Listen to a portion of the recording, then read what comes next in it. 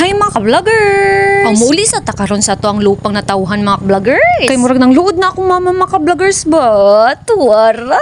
Kay dugay na daw ako uli-uli mga ka-vloggers na nang luod na ang Ferzan! Lahi na siya mang luod mga ka-vloggers! Aw, chismis! Kay dili dahil na siya magtubag-tubag sa ako ang tawag mga ka-vloggers. Pag-ingon ana ganin na iyang attitude mga ka-vloggers na tuwara nang luod na ang Ferzan! Aw, insigida uli dayon oy! Pero bitaw mga ka-vloggers, mutual man among feeling ni Mama Char.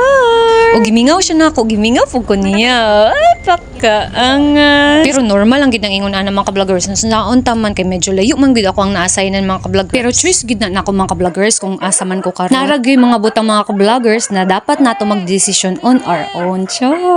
Daw murag nag-matured na taan ni mga ka-vloggers ba? Ay, pakaangat. Dili gid sa tanan panahon mga ka-vloggers na kailangan nato idepende ato ang kinabuhi sa ato ang parents. Paunsa to mag-grow na kung naa sila para minti sa ato ang kili, di ba mga ka-vloggers? Dili ba forever mga ka-vloggers na naa sila para minti sa ato. Mao nang as abunso mga ka-vloggers, kailangan ako ihanda ako ang sarili mga ka-vloggers. Kay dili ko gusto magdepende lang sa ilaha mga ka-vloggers. Gusto ko maningkamot ko mga ka-vloggers gikan sa ko ang kusog, dili gikan sa kusog sa ko ang parents. Lami tan-aw ang mga butang mga ka-vloggers na gikan sa ato ang napundar mga ka-vloggers. Mao nang continue lang gid ta sa pagpaningkamot mga ka-vloggers. Sudman pero makalahutay lang gid ta ani mga ka-vloggers. Mao nang laban lang gid ta mga ka-vloggers, bye mga ka-vloggers.